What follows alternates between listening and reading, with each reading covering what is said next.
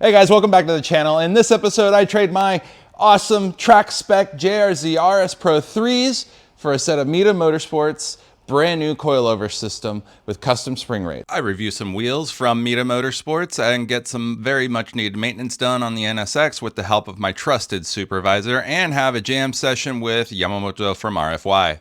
How's it gonna turn out? I don't know, you're just gonna have to see. Breakfast.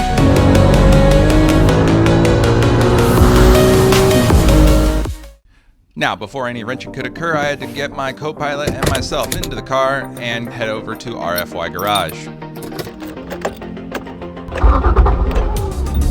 Now, since RFY Garage is about an hour and a half drive from where I am, I'm going to leave you with this MITA wheel review.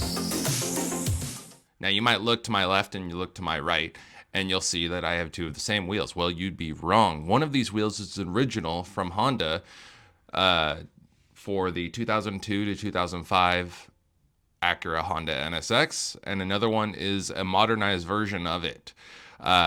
There's been a lot of copies of these wheels going around, or a lot of versions of these wheels going around, and I'm going to be reviewing the MITA Motorsports version. And just so you know, this is the original, this is the MITA version. I think it's going to shock you just how close these wheels are and how much value you're really getting. The MITA wheel is a dead ringer for the O2 wheel, minus of course the MITA logo engraved on the wheel. The MITA wheel face has super clean with nothing on it, whereas this O2 wheel, as you can see, has the size and width stamped right there on the front where everyone can see.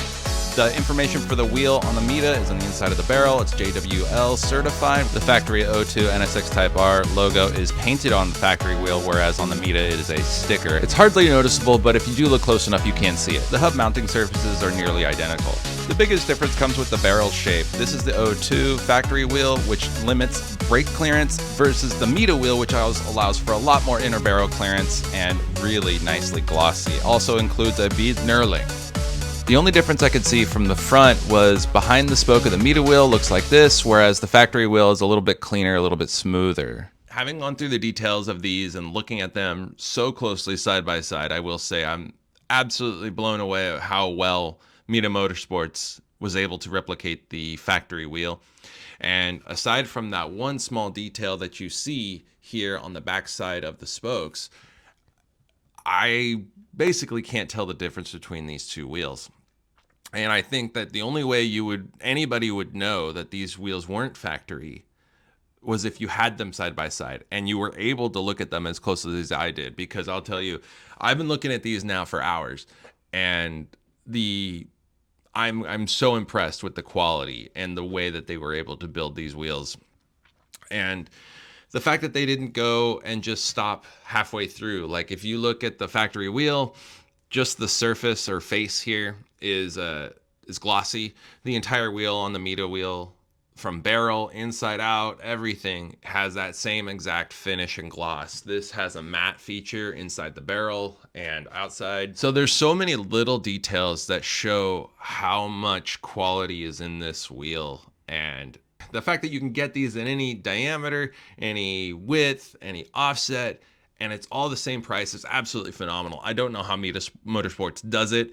I am super excited for my wheels when they come. All this product review has taught me is that they make a great quality wheel.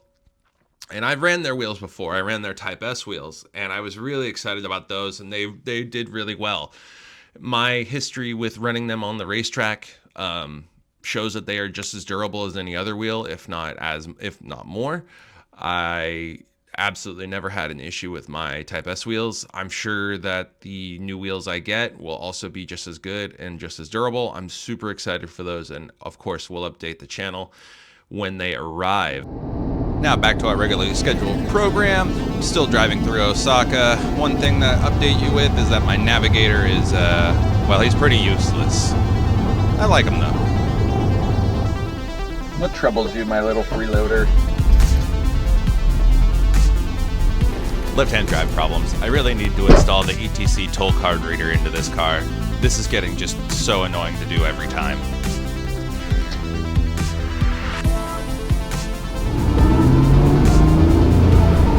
And I'm just getting ready to pull into RFY, my home away from home.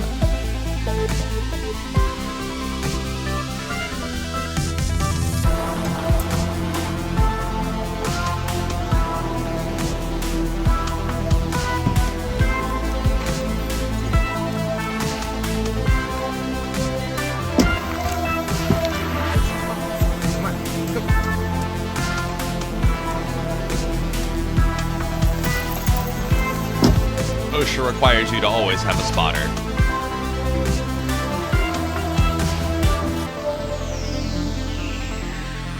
Look at him judging my parking job.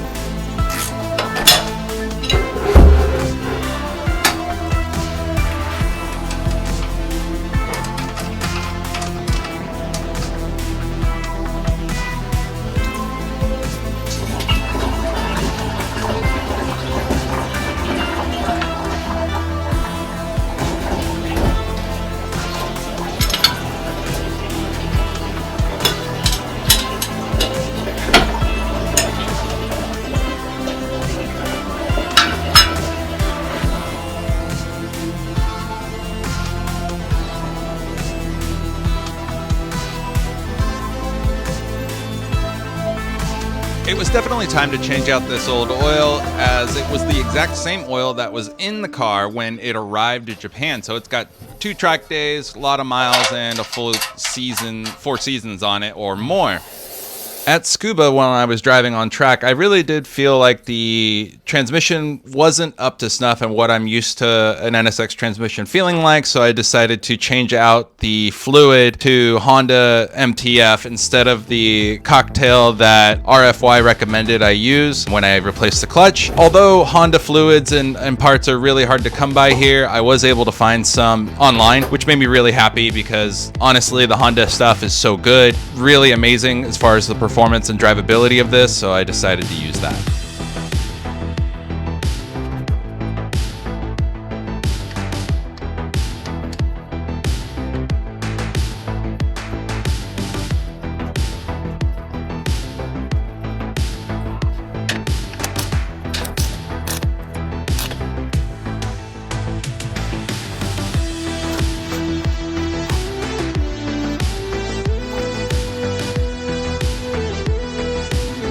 Does anybody else have that one friend who has never lifted a wrench in their life and just constantly has nothing to do but criticize the way you are doing your work?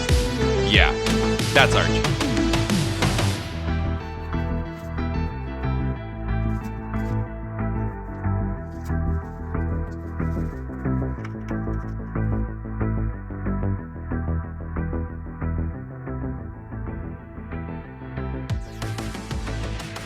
As I was finishing up filling the transmission, I was being told that 1, it was time for dinner, and 2, Yamamoto-san in the back was having a lot of fun and doing something that I probably should be a part of. But most importantly, that it was dinner time. Never forget dinner time.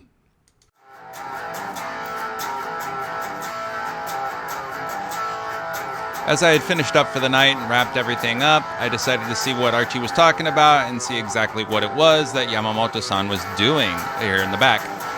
Sitting down, catching up with Yamamoto-san, telling him the day's events was always fun. As he jammed out, I decided to help him out on backup with my instrument, which was clearly out of tune and very unhappy with the way I was playing it. I don't remember that.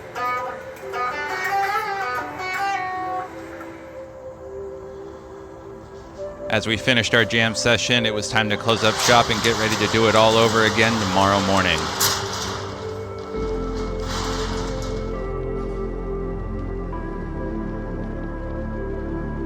Now, earlier you saw me review the MITA O2 wheel, which I am still super impressed by.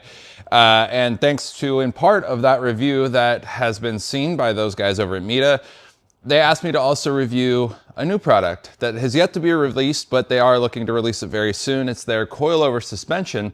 So they sent me their first prototype piece. Let's get to unboxing it. Fragile, must be French. Handy dandy blade. Fun little fact, I happen to really love suspension tuning, and all of the fun and time that takes to do it right. And I think a lot of it comes from I've never had a lot of money to modify my car, at least engine-wise, and the NSX is super expensive to make power. NA especially, but even boost, it's a very expensive car to modify. So suspension for me was where I tried to find a lot of my time and speed, and it's something, and just in general in cars, it has been something that I've been able to find a really large amount of speed and fun doing. So in MITA right now with their kit, they are sending out, they sent me, I think, 3 different sets of springs in 3 different swing rates to try.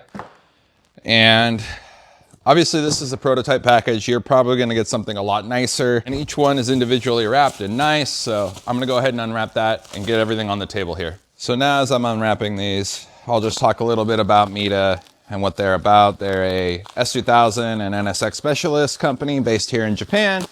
For a while I was living in Tokyo, I was helping them out and working with them for a long time, so I have a very personal relationship with them. However, this review will be very unbiased and honest because, well, that's what matters here.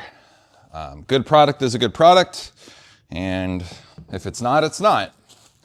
Now, MITA is trying to sell these as not as an all-around max best performance coilover, and I think that's a really important factor that we move going forward, is that these are going to be the guys for the street and who want to lower their car, more aggressive stance, better ride, maybe their stock shocks are failing or just worn out, and they want to replace them with something a little bit better, or they want to replace them with something better, but maybe don't want to spend a huge ton of money like yours truly does. Like I spent a lot of money on my suspension for, I bought JRZ 3-ways RS Pro 3s. Love them. They're amazing. Took a long time to set up. Very complicated, very expensive. These, on the other hand, the price entry point for MITA, according to Mark, the owner, is looking around $1,700 US. Don't quote me on that, but that's what he's estimating the entry price to be, and that includes a spring rate of your choice. But anyway, so now that we've unboxed all of these, we need to actually go ahead and look at one of them. So let's pull all of these to the side, and we're going to dissect one of these. So on the face of it, it looks nice enough. I actually like the anodizing. Doesn't seem to be any manufacturing defects or errors. The black is always going to look good in my opinion. You know, it's not going to wear out. I like the independent height adjustment, so you don't adjust preload. That is a nicer feature, especially with most modern coilovers. Helper spring is cool. I enjoy that because, again, you can adjust a few things. You get a little more low, a little more travel. And it looks like, I'll measure the shaft here in a moment, but you should be able to use these with a cup kit if you're a cup kit guy. One thing I really say that stood out to me right here from the get-go is this rubber isolator here at the top. I think that's really fantastic. So normally when you get something like this, they may have like a plastic isolator that goes from the spring to the top hat. And plastic is fine, especially if you're doing, you know, high performance stuff where you really want no slop, no loss of energy or transfer of information from the shock and the wheel to the driver and the butt dyno. That's great. But for a lot of guys on the street, it's a little heavy. It's a little too much. So having the rubber here between the top hat and the top spring and the top of the spring is going to really make the ride comfort a lot better. Another thing I noticed is that instead of a pillow ball mount, it's actually using a rubber bushing. Again, it's going to really increase the comfort and drivability of this set compared to most where it would be a spherical bearing or potentially even a hard plastic. So this is going to probably ride really nice, actually. Yep, 32 ways. So 32-way adjustable, which is more adjustment than most people will probably ever do. Set it and forget it. I'm going to play around with these a lot when they're in my car, and definitely go for see exactly which settings I like best and recommend them for MITA to use that for most people. So now what we're doing is we're gonna swap springs because, well, I just can't run 5K all around. I just can't do it. So we're gonna actually disassemble the shock, to give us a little bit better insight into how it's put together, but also so I can swap the springs, but also so I can actually look at the individual components instead of just as an assembly here. So here's your 5K spring. I don't want it. And this one is my 8K spring, so I'm very excited about that. So 8K in the front, and we're gonna do 5K in the rear, which will be the softer but sporty setting. Here's that rubber isolator I was talking about. It fits so nicely, no matter the spring that you're using, because all the diameters or IDs are the same. This rubber bushing top hat, beautiful. So it's just got a washer on one side here, and then you put the top hat on, get that installed nice and easy. You have another washer, bang. Now we are going to start our safety nut, which start it by hand, always by hand, people. And then, oh, I forgot the billows. Don't forget the bust. There we go. Might be important. At least I'd notice it later, of course. Okay. So, yeah, as you can see, and I'm going to double check now because it was a little tricky to get these calipers in between without making a mark. These are plastic, so I don't have to worry about it too much. 12.5, 13. Yeah, I think that's the same as the BC kit. So now you got a nice bump stop there, which is actually quite hard. That's nice. Okay, so now we have our bump stop, dust cover. We're gonna put our spring on. Make sure we're not pinching anything. We've got our isolator, a washer, exactly as it was installed on. We've got, there we go, nice and easy. Next washer, and our nut is right here. Start it by hand again, give it a couple threads, no big deal. And honestly, taking this apart was really easy. So that's nice if you do want to ever change your springs. And this is just a standard electric impact that you could get from pretty much anywhere. Very excited about that. So that's the 8K spring. We're going to do it again here to this shock, and so I'll start you from the very beginning. Ugga-dugga. That's 2 ugga-duggas. Try not to let the shaft spin. If it starts spinning, you can damage the seals and stuff, but I've done this a long time and I've never seemingly had an issue. You never know. You never know. So, here we go. Okay. Now that the unboxing was complete and the review was done, it was time to install these bad boys into the car. Open the shop, get it ready to go, make sure people had their breakfast and had their morning bowel movement.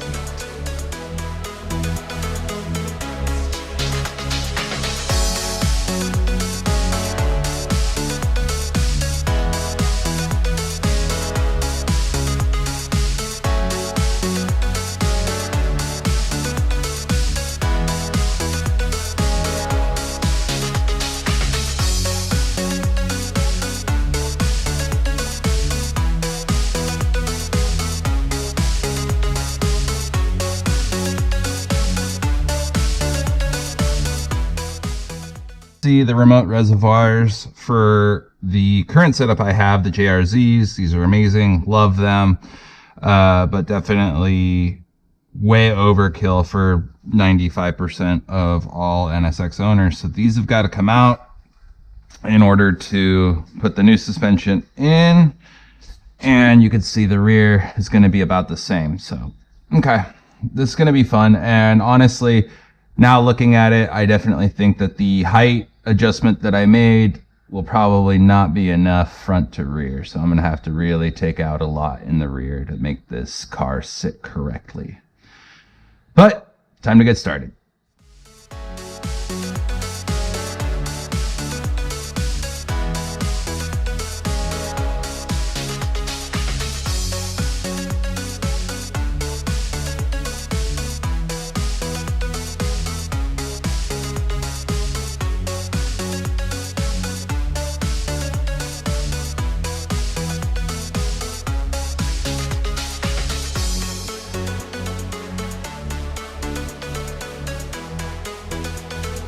Once I had removed all 4 corners of suspension, it was time to take a quick break, and I decided to come back and help Yamamoto-san out with his Honda Today race car project.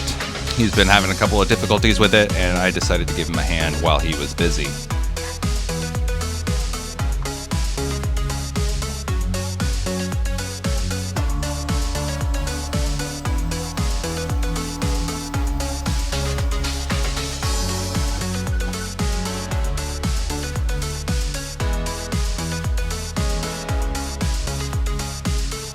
After draining the transmission and doing a bunch of work to get this car apart, I realized just how glad I am that I'm an NSX tech and not a Honda Today tech. So now it's time to put in the MITA coilover. So I lengthened it, got it pretty dang close to the old coilover setup. This is always a little sketchy. You really want to be careful of that. Get it in there and then find your hole, giggity, get it on up and in there. And at that point, now it's just a small adjustment. So one thing you want to look out for that I just ran into is that the lock ring actually interferes with the control arm, so I couldn't get it into place properly. So you want to be careful of that. But there we go, that did it. So once the top hat's in, you don't really have to worry about the lock ring as much, which is really nice.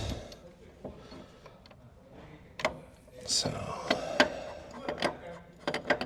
and actually, I'm gonna need to jack this up to clear the lock ring to put this in. So that's gonna be an important step you don't want to miss.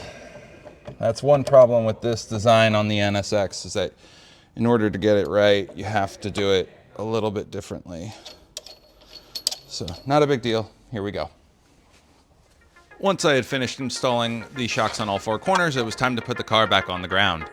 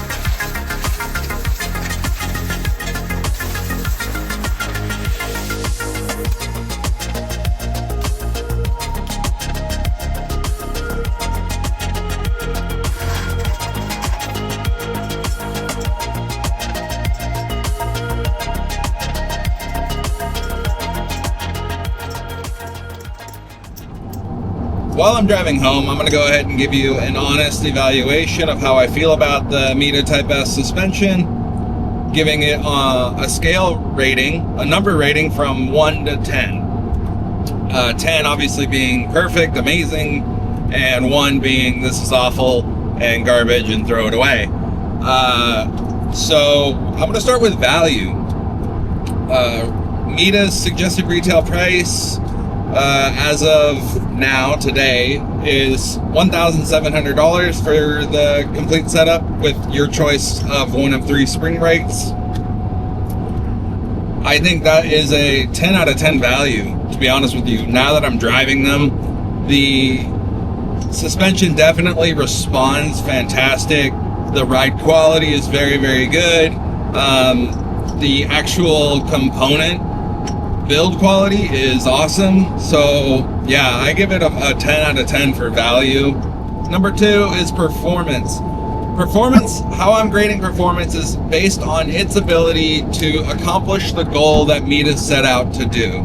And the goal that MITA set out to do, which was have a relatively inexpensive suspension option for people who don't race their cars, don't track their cars, don't want to spend a ton of money on suspension, but still want a nice ride quality, want improved performance, but something that is livable with every day.